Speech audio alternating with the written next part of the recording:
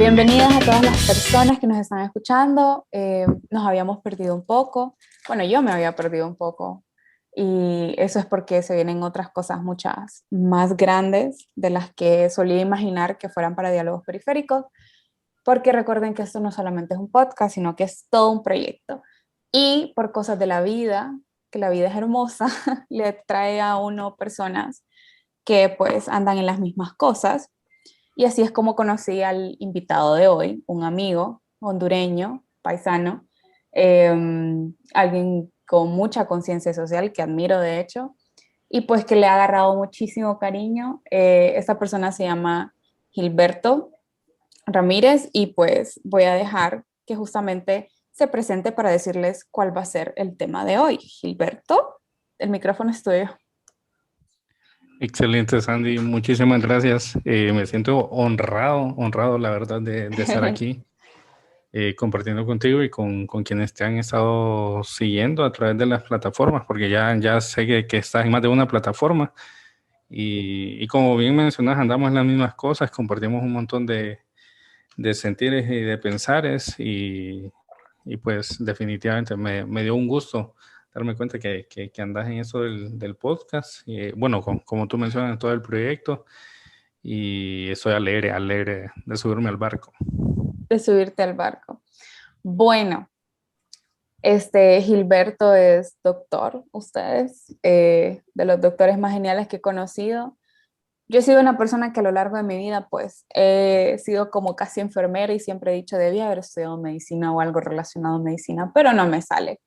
Pero la salud es mucho más que eso. Y justamente con Gilberto, pues, un día hablando del podcast y todo lo demás, le dije, pues deberíamos de grabar uno y hablar de salud, ya que sos doctor, está estudiando su maestría, eh, bueno, ha tenido una militancia social increíble. Entonces, justamente vamos a hablar de eso, de salud y justicia social, porque la vida depende de la salud y una buena salud no depende solamente de los doctores, pero de eso nos va a hablar Gilberto. Por lo cual, compañero, alero de la vida, ¿cómo definirías para vos qué es la salud? Bueno, ahí siempre recordando el tema academicista, ¿verdad? La salud se define como un completo estado de bienestar bio, psico y social, pero la salud en términos prácticos para mí se define como la convivencia más sana o la búsqueda constante del sentirse bien, ¿verdad? O del buen vivir, como le llaman algunos autores de la vida. Entonces, pues, así la he comprendido. La salud tiene que ver con absolutamente cada dimensión que nos rodea, que nos impregna, que nos impacta. Y así le hemos entendido. Sé que en muchos casos la sociedad la comprende como la ausencia de la enfermedad, y esa es parte de la crítica que nos corresponde hacer, ¿verdad? Y apostarle a un concepto mucho más amplio, mucho más amplio. Okay, bueno, me llamó la atención lo que decías sobre la preservación de la vida. Poniéndome un poco filosófica, había un autor que me gustaba un montón, que lo vimos en filosofía antigua, y justamente él hablaba sobre el tema de la enfermedad, ¿no? Que desde que nacemos, se supone para él, desde su perspectiva, el autor es Epicuro, estamos enfermos y que en medida que nuestra vida avanza, esas enfermedades se van agravando, por así decirlo, porque no cuidamos de nuestro cuerpo, porque tenemos excesos, esto y lo otro. Pero creo yo que Epicuro hablaba también de la dimensión propia del cuidado, ¿no? Y hay una dimensión colectiva. Entonces, justamente en la dimensión colectiva y lo que hemos visto en la pandemia, la salud depende también de los cuidados, pero no es solamente cuídese y quédese en casa, sino las condiciones que hay para cuidarse en casa, las condiciones que tiene tu familia, tus vecinos, porque hay personas que entre vecinos se han ayudado, entre amigos. Hay gente que empezó a tener roomies en medio de la pandemia para sobrellevar la vida también y la salud mental, pero creo yo que justamente en esta dimensión social tiene que haber justicia social ¿Y por qué es necesario hablar de justicia social en el ámbito de la salud? ¿Cómo se relaciona lo que es la salud con la justicia? Bueno, particularmente me llama la atención esa referencia que hace a Epicuro, porque si tomamos en cuenta la perspectiva biologicista de que estamos programados genéticamente para morir, podríamos decir que ese es un tipo o una concepción de enfermedad, ¿verdad? O sea, saber que con el solo el hecho de nacer tenemos asegurada la muerte y que es inevitable, es algún tipo de enfermedad, aunque no sea precisamente sintomática, como le llamamos, entonces, hasta que nos empiezan a aparecer arrugas o hasta que la vida nos golpea por alguna razón. Pero sí, de hecho, o sea, es en medida que vamos creciendo, que nos enfrentamos a realidades diferentes o a realidades. La salud de las personas está marcada por ciertos determinantes, que es a lo que le llaman la salud pública o la salud colectiva como determinantes sociales de la salud. Y esto quiere decir de que si bien la mayoría de nosotros nacemos sin algún problema de entrada, nos enfrentamos a ciertas condiciones de vida, ¿verdad? Nos enfrentamos a condiciones de infraestructura, enfrentamos a condiciones de educación, de acceso a la producción o al quehacer de vida. Entonces, esos determinantes van moldeando la manera o las expresiones de salud que vamos a tener. Y cuando hablamos de justicia social, creo que vale la pena recordar esos conceptos, de que ahí es donde cabe o donde se disputa la salud de las personas. Entonces, sí, y que la concepción propia de justicia tiene que ver con buscar el máximo estado de bienestar para la mayoría posible, si no es que para todos y todas, ¿verdad? A eso le llamaría yo justicia social en el ámbito de salud. No solo es tener un hospital en cada departamento, en cada provincia, en cada municipio, sino es poder tener servicios de salud, pero además poder tener las condiciones adecuadas para poderse desarrollar, para poder vivir, para poder existir, que no sea un asunto de que, por ejemplo, y tomando de ejemplo el COVID, como tú bien lo mencionas, al principio se especuló bastante o se hizo bastante mención en medios de comunicación sobre cómo este es un virus que no perdona clases sociales o que no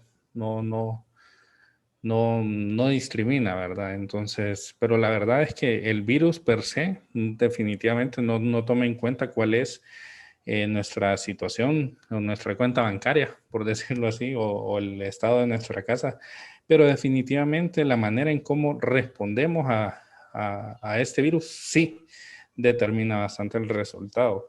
Entonces, entendiendo de que no todas las personas tienen acceso a los medicamentos necesarios para disminuir la inflamación pulmonar que causa el virus, por ejemplo.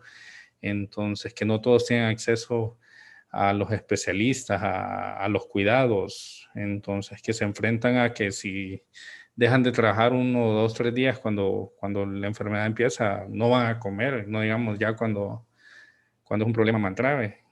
Entonces, sí, esas precisamente son las cuestiones que rodean y que impactan a la salud y por las cuales tenemos que disputar.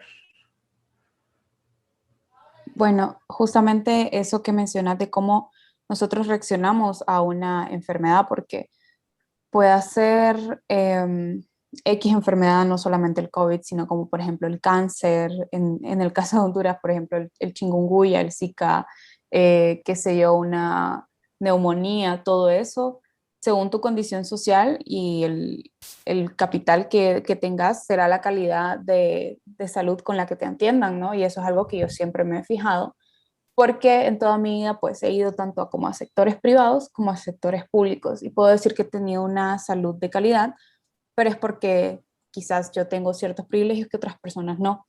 Y referente a esto, uno de los derechos humanos fundamentales es el derecho a la salud, ¿no? Se le reconoce a nivel mundial por la ONU y demás, pero esos factores para garantizar la salud dependen de ámbitos, o mejor dicho, de factores sociales como esto que ya mencionabas.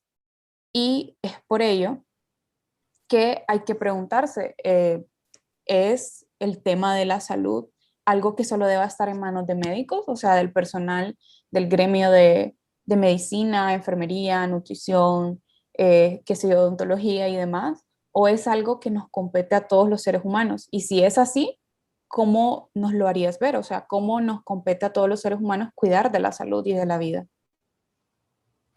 Definitivamente no. Es la primera respuesta que podría dar ante esa pregunta, Sandy. Sobre todo porque nos enfrentamos a sistemas sanitarios médico-centristas, le llamamos nosotros. Son médico-centristas en el sentido de que a lo que se le da más valor es a la consulta médica, o es al cuidado médico. Entonces, que no significa que no deba de ser importante el cuidado médico, ¿verdad? Bueno, primero que se privilegia la profesión médica por encima de las demás profesiones, o el conocimiento de los profesionales médicos por encima del conocimiento de las profesionales de enfermería y de otras áreas de la salud. Pero también, o sea, más allá de darles un pedestal a todos los médicos y las médicas, pues se tiene que comprender como la salud es algo que debe de estar en manos de todos y todas, ¿verdad? De todas las ciencias, y no solo de las ciencias formales, sino del conocimiento mismo, independientemente de su fuente. Entonces tiene que estar, hace poco he escuchado un ejemplo, o lo discutíamos en el trabajo sobre el tema del dengue.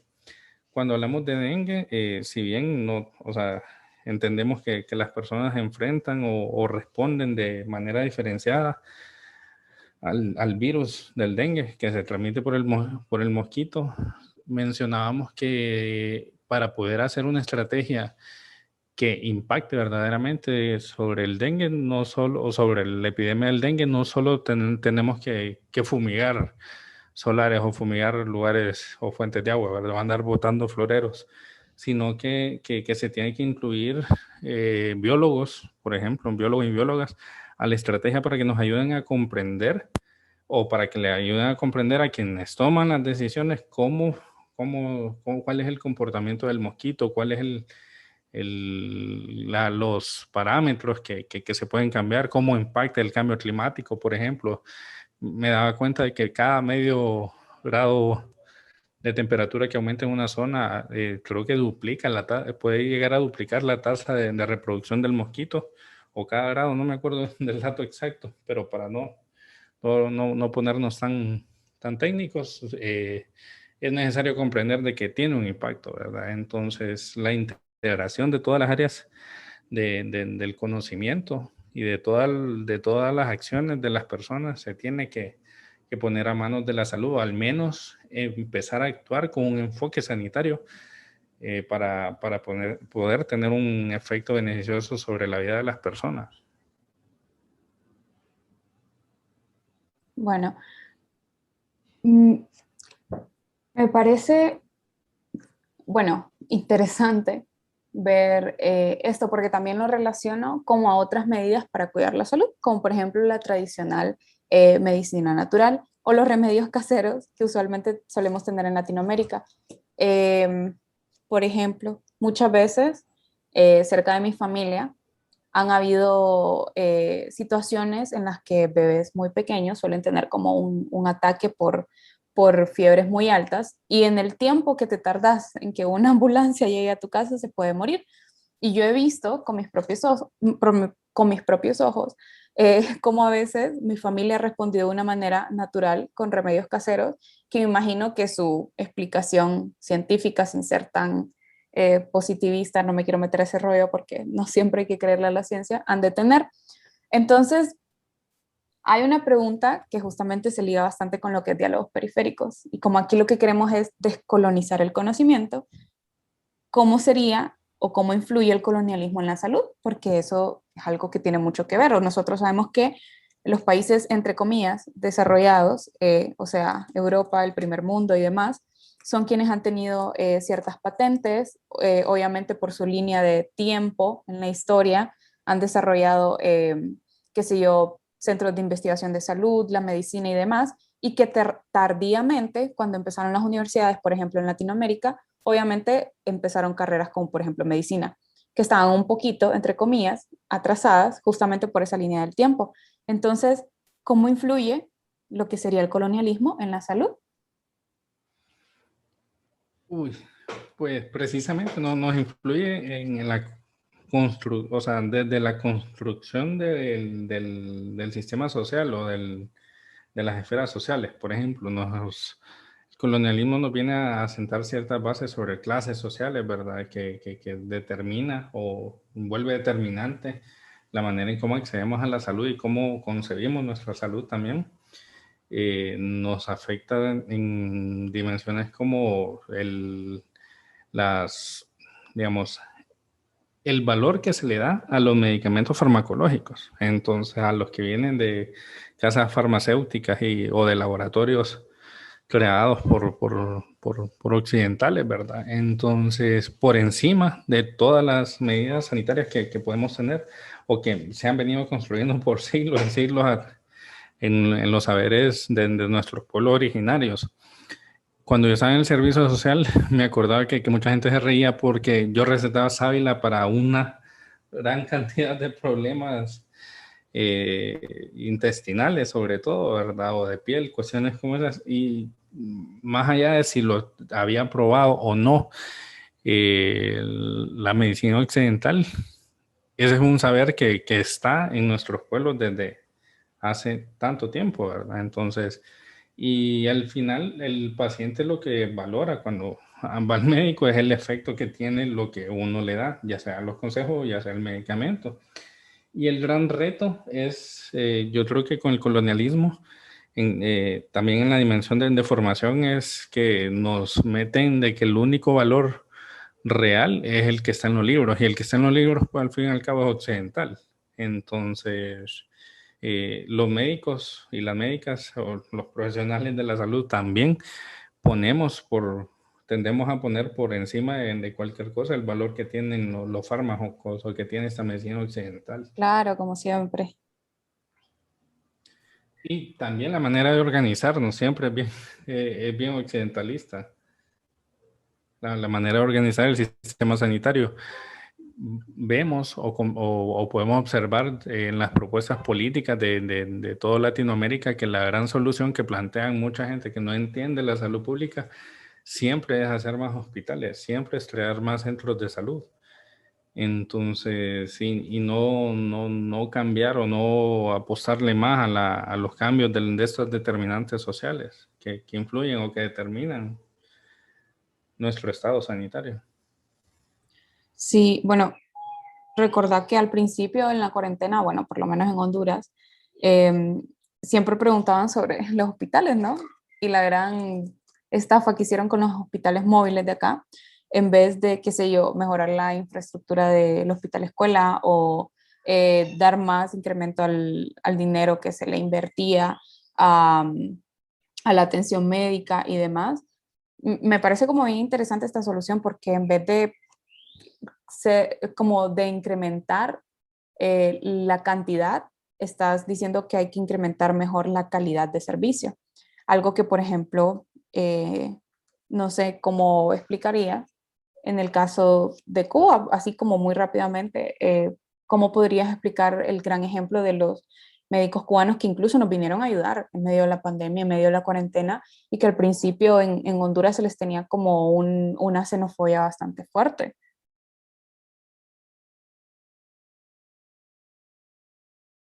Sí, definitivamente. Bueno, particularmente yo no he estado tan involucrado o no he sido el mejor de los conocedores del sistema sanitario cubano, pero sí logro comprender por mis compatriotas y los compatriotas del Salvador que han ido a estudiar a Cuba cómo funciona a grosso modo. Y este está enfocado en el bienestar de las personas y cómo accedemos a los servicios. En lugar de tener enormes hospitales en cada departamento, lo que se tiene a la mano es el sistema de prevención, por ejemplo. Entonces, como en las colonias hay equipos médicos trabajando constantemente para prevenir enfermedades que es mucho más económico, si les interesa a los positivistas entenderlo, es mucho más económico por invertir en prevención que estar construyendo hospitales. Y ese es el ejemplo que tú pones con el tema de hospitales médicos. Una de las causas por las cuales aumentaron los casos de COVID aquí en Honduras es porque las personas no pudieron sostener la cuarentena. En una medida hay datos de movilidad que ya demuestran que solo se logró sostener alrededor de 3 semanas la estancia en zonas residenciales, y las personas tuvieron que salir a trabajar, ¿verdad? Porque no podían estar meses y meses sin tener ingresos, dependen de lo que logran producir con sus manos. Y digamos, toda esta inversión que no se ha visto, que no se ha tenido en hospitales móviles, se pudo haber depositado en las manos de las personas para que pudieran sostener las medidas preventivas que se instalaron con la cuarentena. Hubieran tenido un mejor efecto de lo que han tenido las decisiones que se tomaron respecto a eso. Sí, claro, y es que en eso influyó la pobreza en la que vivían la mayoría de personas que habitan en Honduras, pues, o sea, la cuestión de que no todos tienen un salario fijo porque no hay suficiente cantidad de trabajo y demás, mejor dicho, puestos de trabajo, pero bueno, eso es tema para rato. Y referente a otra cuestión es, ¿qué es prácticamente la medicina social o la salud social? ¿Cómo vendría a implantarse? ¿Qué modelo tendría que seguir o qué modelos hay? Y bajo tu perspectiva, ¿cuál sería el que mejor funcionaría? Bueno, desde hace más de 40 años se ha estado hablando de atención primaria de salud, ¿verdad? A nivel mundial. De hecho, Honduras en algún momento eran como diríamos los reggaetoneros, los máximos exponentes de la atención primaria hace más de 4 décadas, ¿verdad? Pero hubieron sucesos sociales, hubieron sucesos políticos que hicieron un retroceso y una destrucción de lo que se había logrado construir en términos de eso. Pero para poder, digamos, más allá de revisar conceptos de qué es medicina social, de cómo se diferencia de la salud colectiva y cómo estas dos se diferencian de la salud pública, es entender de que hay una disputa sobre cómo orientar el sistema sanitario o los sistemas sanitarios de toda la región para que se vuelvan más humanos, para que comprendan que la salud no solo depende de la enfermedad, o sea, de la ausencia de la enfermedad, sino que depende de esas condiciones de vida. Entonces, la medicina social es la que intenta empujar esos conceptos o esa concepción sobre la vida misma y sobre la toma de decisiones, sobre la política, para poder mejorar las situaciones de las poblaciones con mayores necesidades o más desprotegidas, ¿verdad? Entonces, ¿cómo apostarle a la equidad en términos sociales desde un enfoque sanitario? Entonces, y precisamente trayendo a colación de nuevo el concepto de atención primaria de salud, pues ese es el enfoque que creo yo particularmente que deberían de tener los sistemas sanitarios, pero más allá de que sean las políticas, de que estén en papel, se tiene que operativizar, se tiene que poner a la mano de las personas un sistema sanitario que prevenga las enfermedades, que logre identificar cuáles son las condiciones, por ejemplo, de por qué las personas más pobres son las que más se pueden enfermar de dengue.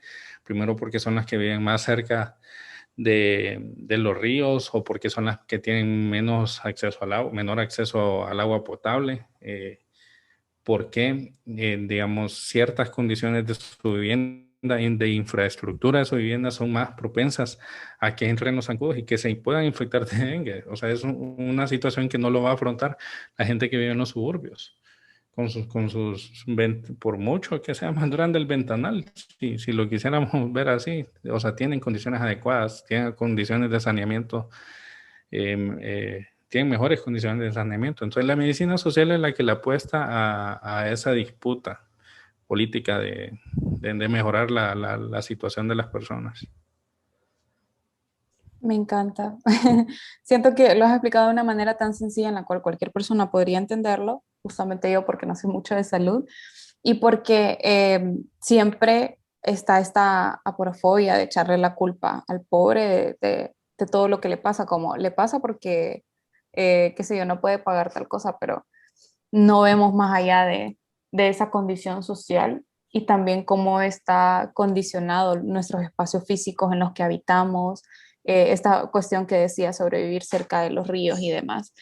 Ahora, una última pregunta, ya antes de irnos, y esta, que a pesar de tu condición de hombre, quiero saber, porque fue parte de la bibliografía que me pasaste antes de grabar el podcast, es cómo es el papel que desarrolla la mujer en el cuidado de la salud.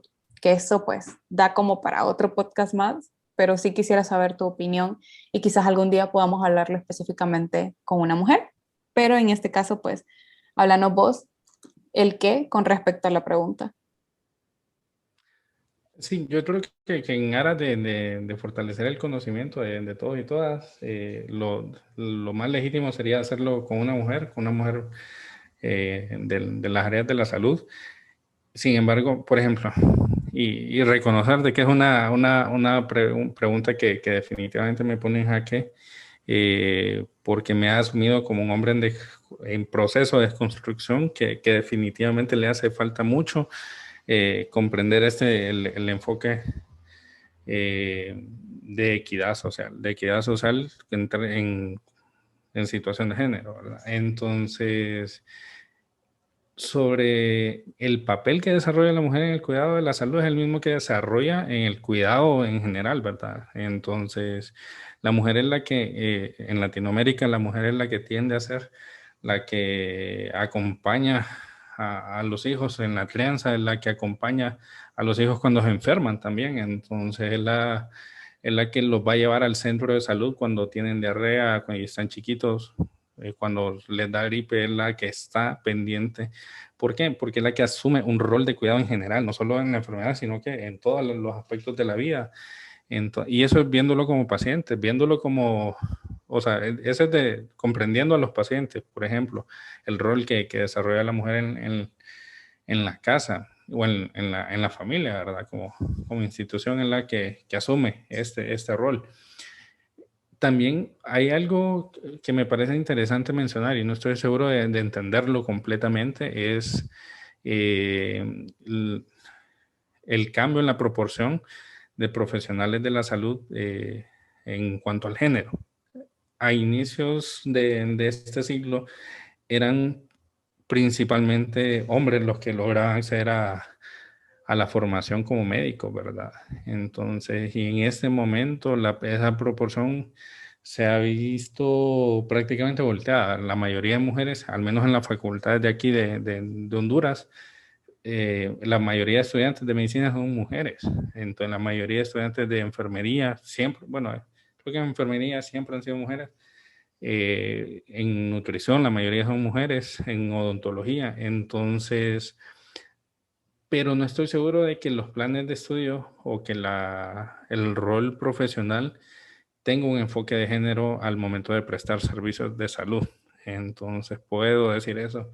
Puedo decir que no porque hay más mujeres, se está dando mejores servicios sanitarios para las mujeres. Entonces, es un reto, como menciono anteriormente, a disputar la formación de este recurso humano para poder incluir en los planes de estudio un enfoque de género que permita disminuir esas desigualdades sociales para la mujer. Sí, me parece súper interesante porque justamente ya hemos hablado de esto, de que no porque una mujer esté dentro de un puesto, por ejemplo, de atención o poder, significa que va a atender bien a otra mujer o demás. Pero me encantó, me encantó cómo explicaste todo desde un principio. Espero que a las personas que nos estén escuchando también les haya gustado mucho y pues lo compartan, compartan la página de Diálogos Periféricos que la pueden encontrar en Instagram y en Facebook. También pueden encontrar pues, qué sé yo, el Insta de Gilberto, lo voy a dejar por acá si él me da permiso. Voy a dejar el mío personal también y como este es el primer podcast que grabo quizás hace más de un mes, se viene una sorpresa bien interesante en Diálogos Periféricos y qué bueno que Gilberto esté presente mientras lo voy a decir, porque ya se venía anunciando en estos días en las páginas que bueno, voy a hacer un curso al fin, me animé, mis amigos y amigas me han tratado de animar desde hace mucho tiempo y pues Diálogos Periféricos nació con eso, con la necesidad de educar más allá del pensamiento eurocéntrico, de criticarlo y pues ahí tenemos una dura labor, así que también después de publicar este podcast, ya va a estar publicada la información sobre el curso para que las personas que quieran llevarlo, pues me escriban y les paso toda la info y demás. Y ojalá que se vengan cosas mucho más geniales. Seguramente con Gilberto vamos a grabar otros temas por ahí y invitarlos e invitarlas a que siempre vean el contenido, a que día con día se desconstruyan mayoría de pensamientos que tienen, prácticas y demás. Y pues de mi parte eso es todo. Muchísimas gracias, Gilberto. Te dejo para que te puedas despedir. Excelente, Sandy. No, muchas gracias por la oportunidad de estar aquí con vos en el podcast.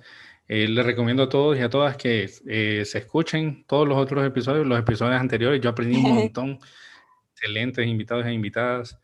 Espero poder aportar tanto como ellos, pero como bien decíamos antes de iniciar, este es un reto, el poder disputar el conocimiento desde todas las plataformas posibles. Me alegra bastante que vayan a aperturar el curso y pues suscríbanse y apúntense en el curso.